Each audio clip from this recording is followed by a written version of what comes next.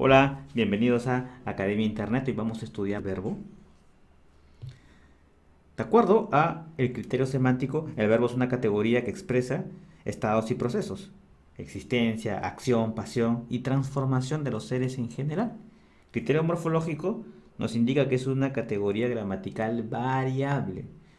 ¿Por qué? Porque posee accidentes gramaticales de número, persona, tiempo. Y de acuerdo al criterio sintáctico funciona como núcleo de una frase verbal. Veamos un ejemplo.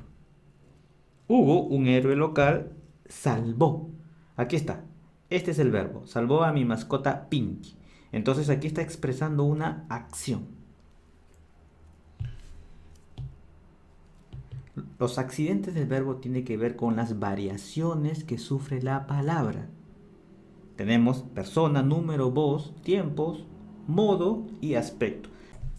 Intuitivamente nosotros conocemos todas estas variaciones que sufre la palabra porque la utilizamos día a día. Por ejemplo, persona, tenemos la primera, la segunda y la tercera persona, yo, tú, él o ella, respectivamente, tanto para el singular como para el plural. Nosotros, nosotras, vosotros, vosotras, para la segunda persona del plural, tercera persona del plural, ellos y ellas. En cuanto a la voz, tenemos la voz activa y la voz pasiva. Fíjate la diferencia.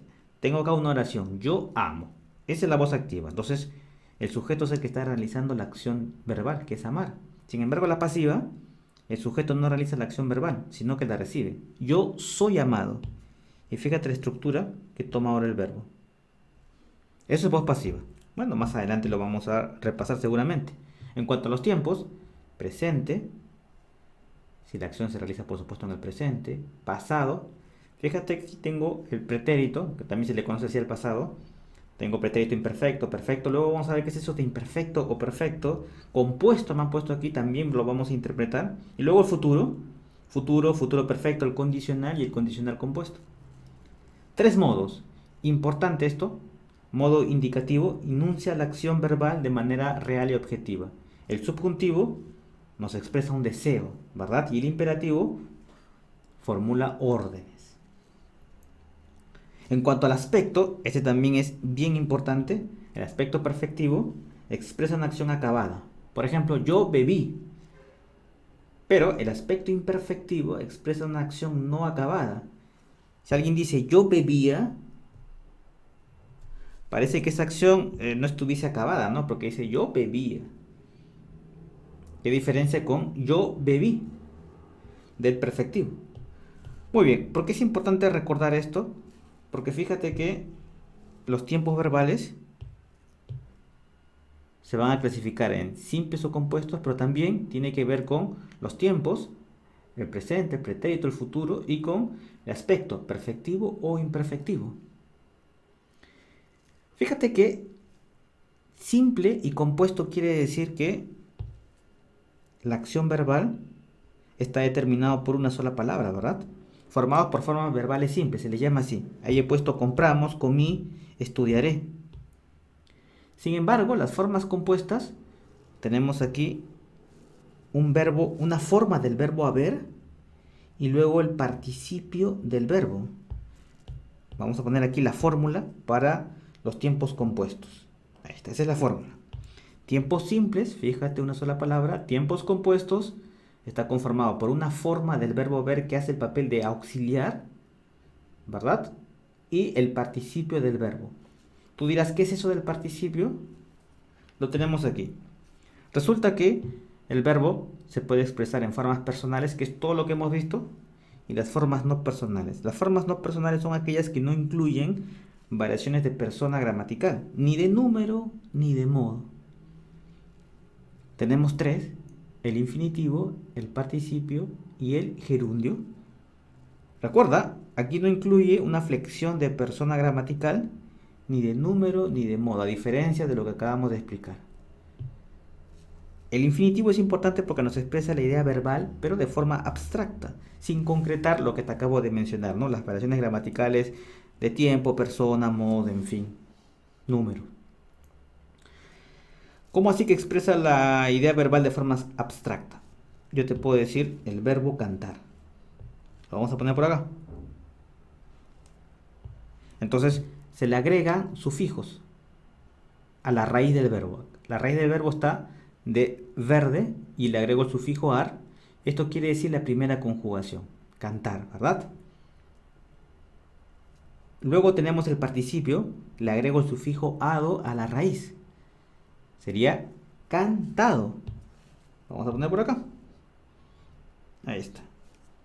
Y el gerundio, le agregamos el sufijo ando a la raíz. Entonces sería cantando.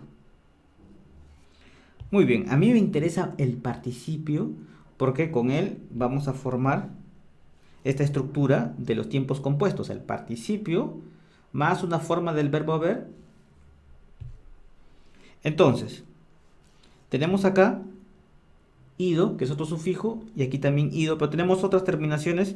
Pero vamos a ver, vamos a tachar por mientras, ya que me interesa que recuerdes esas que son las más importantes porque funcionan para casi todos los verbos. Los otros son para verbos irregulares. Siempre hay excepciones a la regla, ¿verdad?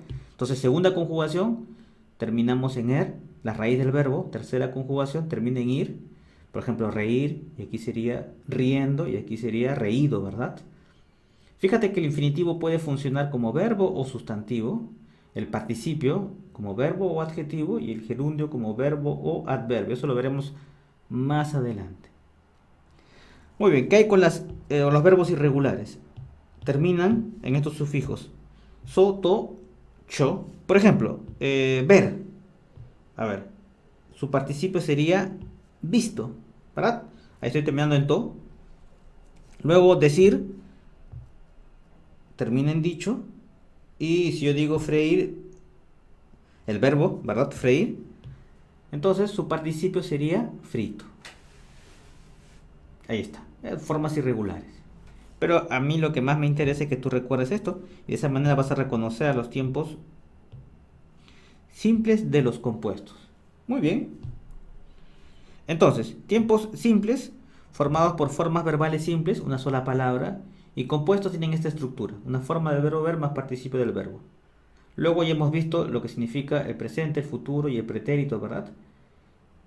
Pretérito, una acción en el pasado, en el presente o en el futuro, y los aspectos del imperfectivo me indica una acción no acabada, mientras que el aspecto perfectivo, acciones acabadas.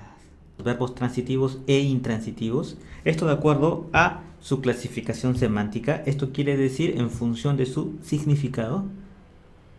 Podemos establecer lo siguiente. Tenemos dos tipos de verbos de acuerdo a su significado: los copulativos y los predicativos, que no son copulativos. Copulativo quiere decir que sirve simplemente como enlace, y son tres: el verbo ser, el verbo estar y el verbo parecer.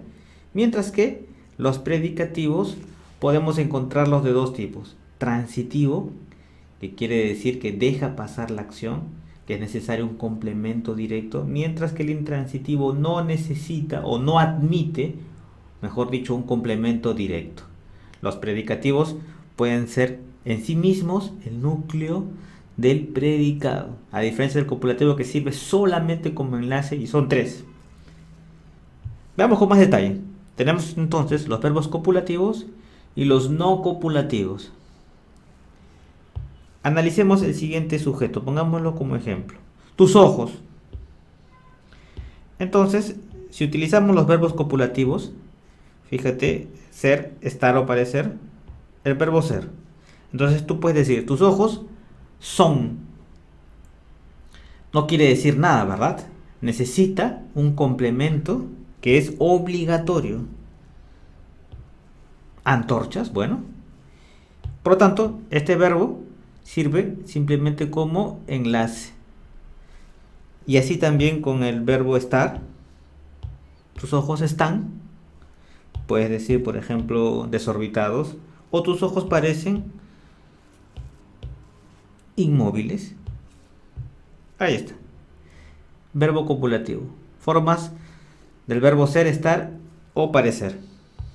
Y aquí el mismo sujeto, y tú puedes decir, a ver, vamos a utilizar verbos predicativos. Presentan una significación real, a diferencia del anterior, ¿verdad? Puedes decir, tus ojos duermen. Tiene sentido, ¿verdad? La oración. Y aquí, tus ojos impactan. Lo mismo, ya tiene sentido la oración. Porque presentan una significación real. Verbo predicativo. Muy bien, dentro de los verbos predicativos encontramos a los transitivos y a los intransitivos. Se les llama así transitivos porque dejan pasar la acción, mientras que los intransitivos no necesitan objeto directo para completar la acción. Estos sí necesitan. Veamos un ejemplo. Dice, Lucho saborea un delicioso helado en San Miguel. En este ejemplo, Lucho saborea como que hace falta un complemento que precisamente complete la acción. Siempre te vas a preguntar lo mismo, ¿verdad? ¿Qué saborea? ¿O a quién? Bueno, de acuerdo al contexto, ¿verdad? Entonces, ¿qué saborea? Tú te respondes, vamos a hacer la pregunta. ¿Qué saborea Lucho? La respuesta va a ser el complemento directo. Ahí está.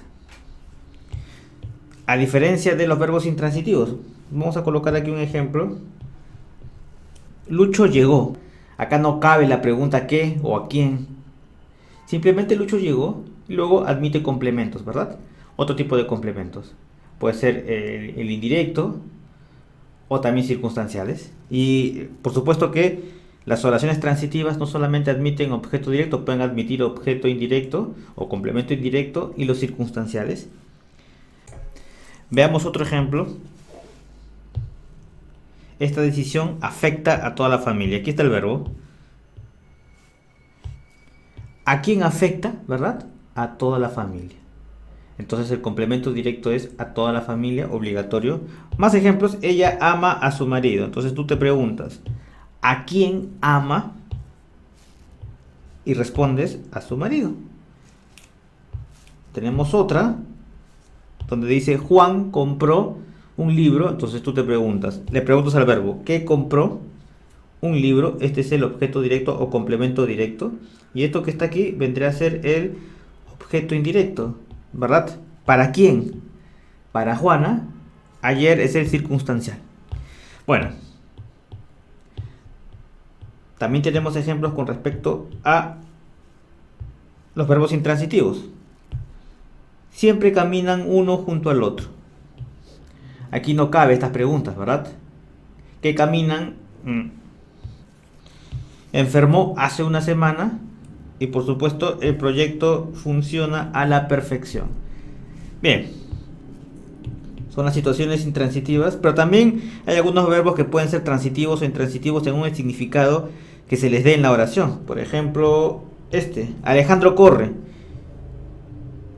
Ajá, pero si yo digo Alejandro corre los 100 metros planos, entonces lo que es subrayado vendría a ser el objeto directo. ¿Qué corre Alejandro? Los 100 metros planos. Bien. Luego tenemos los verbos pronominales. Son verbos que han de ir necesariamente unidos a un pronombre personal.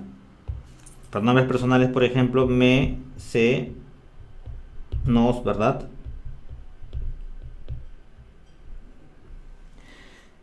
Muy bien. Aquí está, atreverse, mira. Fíjate cómo van unidos ya que no pueden funcionar por su cuenta. No se puede decir yo arrepiento, ni él queja.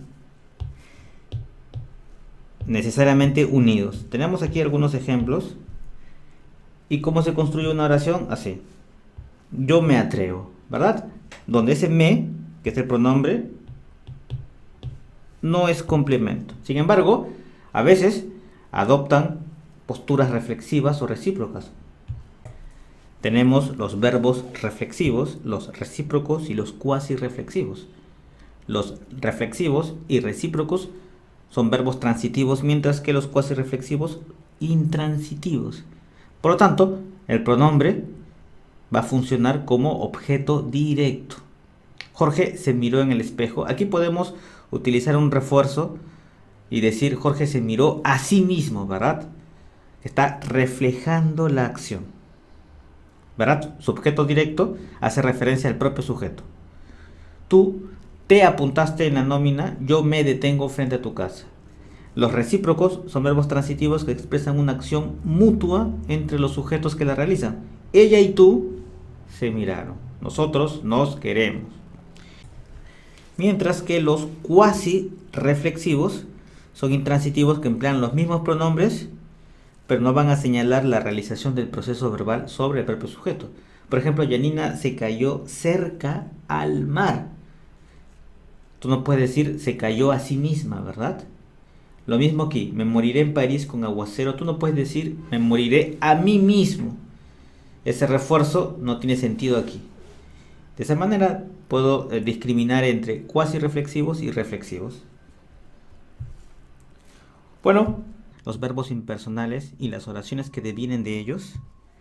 Pues bien, los verbos impersonales son aquellos que no poseen sujeto, o el mismo no está definido en la oración. Y atención a este detalle. Estos verbos son impersonales cuando se expresan en tercera persona y en singular. Ese detalle es importantísimo. Básicamente son los verbos referidos a fenómenos naturales, como por ejemplo amanecer, atardecer, nevar, granizar, llevar, ¿verdad? Oscurecer. Si tú escribes la siguiente oración, ya amaneció en México, e intentas ubicar el sujeto, pues va a ser imposible, ¿verdad? Porque preguntas quién amaneció o qué amaneció, no tiene sentido, ¿verdad? Ni siquiera la pregunta. Entonces, esta es una oración impersonal. El sujeto no está definido. También podemos encontrar oraciones impersonales con el verbo hacer o el verbo ser. Fíjate lo que han puesto aquí. Es tarde y hace mucho frío. Por ejemplo, hace mucho frío, el sujeto no está definido, ¿verdad? Tú preguntas quién hace mucho frío o qué hace mucho frío. No tiene sentido igual. Lo mismo que es tarde. También algunas formas con el verbo haber. Si yo te digo, hay 1000 vicuñas listas para el chacu, el sujeto no está definido aquí, ¿verdad? Lo mismo, hubo 300 bailarines en la pista. Alguien podrá decir, ¿qué hubo en la pista? 300 bailarines, no tiene sentido, ¿verdad? O ¿quién hubo en la pista? En estas oraciones no podemos descubrir al sujeto. Entonces son impersonales. Y también este otro tipo de oraciones que presentan este signo de impersonalidad. Se. Ese es el signo de impersonalidad. Aquí tengo, se busca a quienes presenciaron lo ocurrido. Fíjate que el verbo está en singular y tercera persona. Y tengo este signo se. Y también a la preposición a. Ahí está. Otro ejemplo podría ser este. Se trabaja mejor en invierno que en verano. De nuevo, vemos nuestro signo de impersonalidad. Aquí está el verbo en tercera persona singular. Y bueno, aquí no estoy utilizando la preposición a, pero también es impersonal, ¿verdad? Yo no puedo escribir, por ejemplo, se trabajan mejor en invierno que en verano. No confundir con este otro. Se vende casa de campo.